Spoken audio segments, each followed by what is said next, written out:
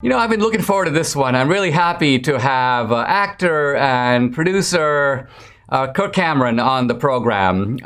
Kirk, welcome to the podcast. Thanks for joining me. It's kind of funny. I see you sitting outside. Are you sitting in some sort of a fireplace or a campfire pit? Where are you sitting?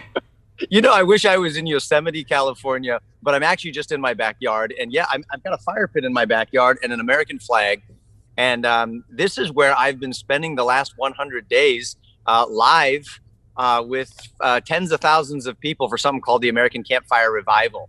And I'm hoping to call people back to the original American covenant, those unknown sacred promises that our founders and forefathers and mothers made with God and one another.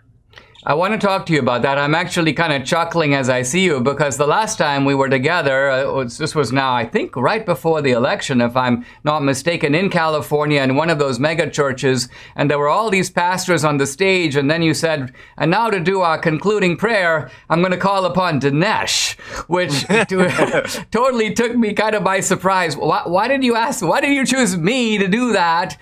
And I've never been asked to do something like that before. A good question. And I'm, first of all, you were so gracious to oblige and to go ahead and to pray.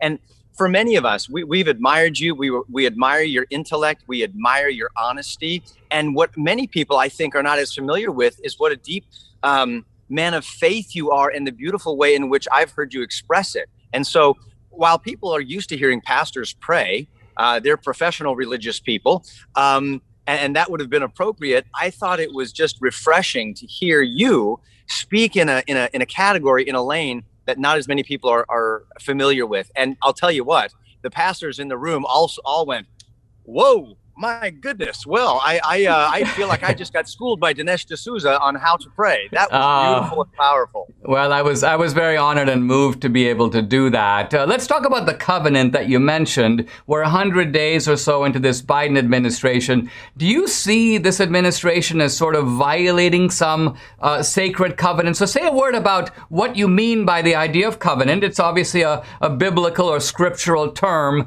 Are you talking about just a covenant with God, or also a mutual covenant? Well, so great word, covenant. We don't use it in our lexicons today.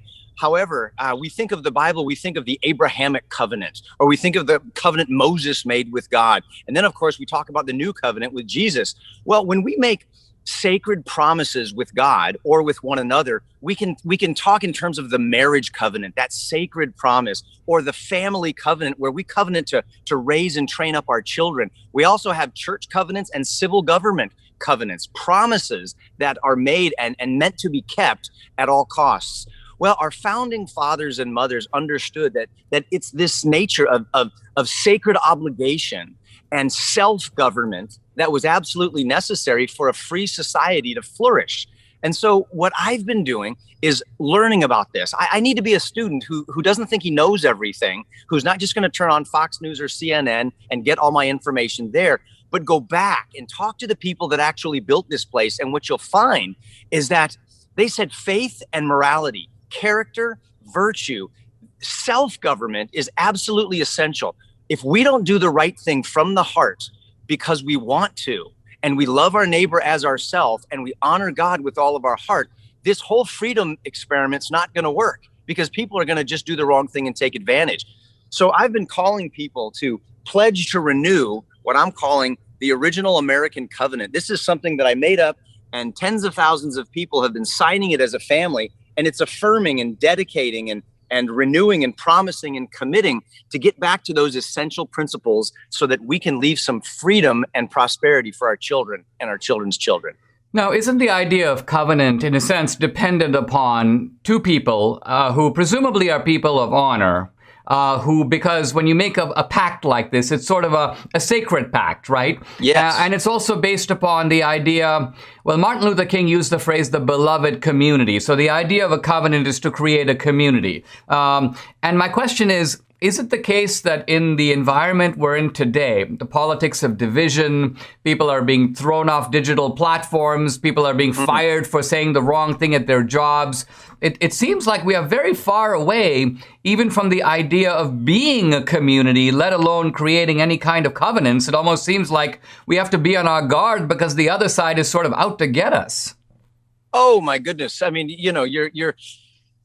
you're saying the very thing that all of us know in our hearts is true. We see it with our eyes. We don't have to just believe a report about this. We're watching it in our own families. We're watching family members cancel one another. We're seeing relationships being split apart over issues that we know are coming from propaganda machines. And we, it seems like we're being told more and more not to think for ourselves, but just to believe the narratives that other people give to us.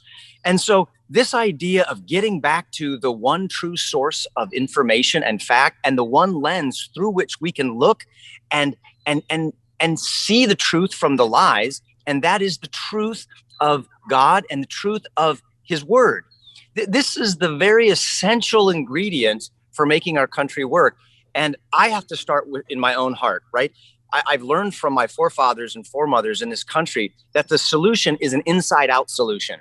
It's not coming as a solution on Air Force One, whether it's Trump or Biden or whoever the next guy is.